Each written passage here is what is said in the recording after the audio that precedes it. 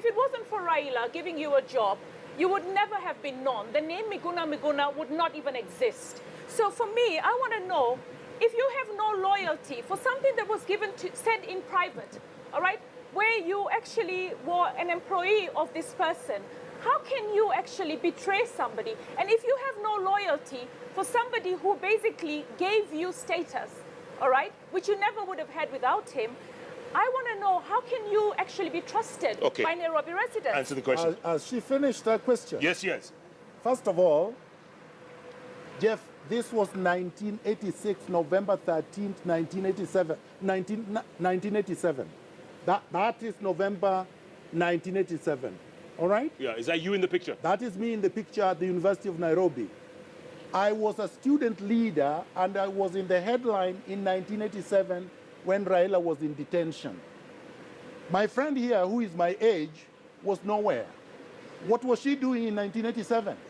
I was fighting for multi-party democracy in 1987. She's my age. She was hiding under the bed. She was nowhere to be seen. I never heard of her. We fought during the second liberation.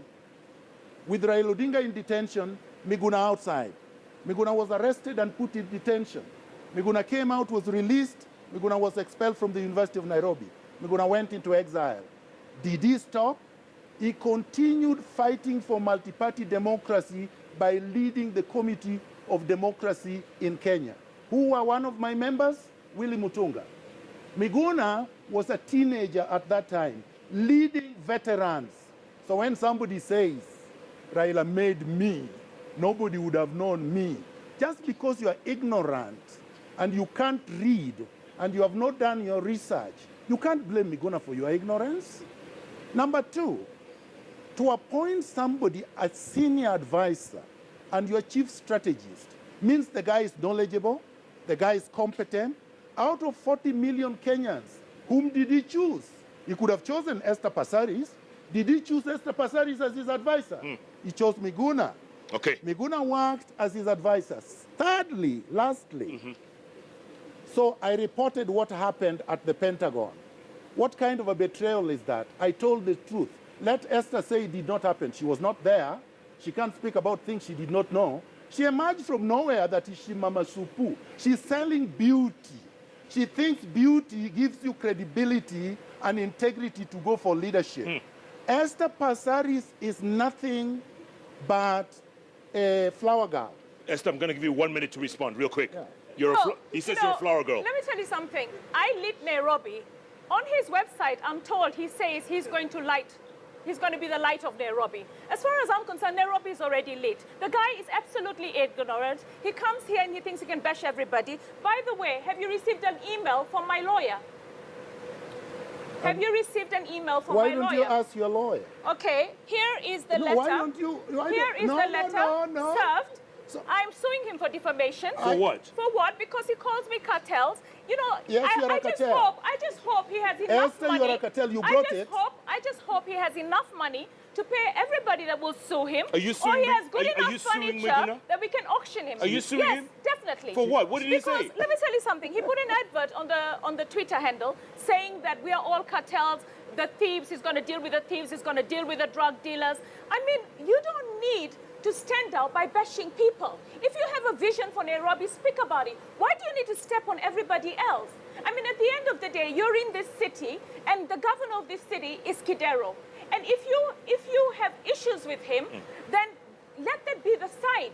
Focus on the issues. I mean, let me tell you something. Is that a question? Hold on. I thought this was a session for questions. No, she's making a statement. No, is that a question? She's making a statement. I don't have a question for you. You said... And I hope you take this because it's served. No. Yes, it I is don't served. know. I don't care about that. You should. Because you lose all your cases. So what if you sue me? Let me tell you something. You can sue me 10 times. It doesn't matter. This is a man. But can I respond? Yes. Let me respond. Esther Passaris. He knows me so well. On the 26th of October, 2005. Oh, wow. You were named in Parliament as having obtained a contract to adopt a light and procedurally. Esther Passaris, because you asked for it, so you are very corrupt. In fact, your files, I've done research on you, your files in City Hall stink to the high heavens. Number two, you asked for it. You know what? It's fantastic. It's fantastic. He's just building my case. He's building my case. Let me respond, Esther Passaris, because you asked for it on live TV. I need it. I need it. Yes, you need it. Exactly. And you will get it. Continue defaming me. You will get it, Esther Passaris. Esther Passaris on the 27th of December. How do you know all these dates? 2007, because I was there with her, at the Pentagon House, in the impending days when Raila's victory was almost certain, you announced to the gathering that after Raila is inaugurated, you will take 30 days sex holiday in Seychelles. Woman sex holiday. who has absolutely no integrity, a socialite bimbo, whose only claim to fame is because she is looking for billionaire sponsors. Yesterday, it was Mwangi of Equity.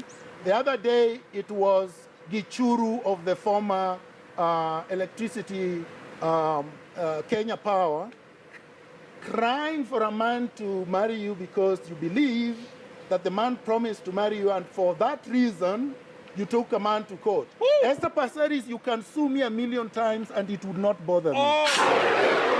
I have issue, and I am a bit surprised because Senator Wamatangi is a very intelligent man and quite eloquent and very consistent. I'm impressed by his contributions at the Senate, because the two of them, Senator Kalwale and Wamatangi, have done quite a good job in terms of making oversight work.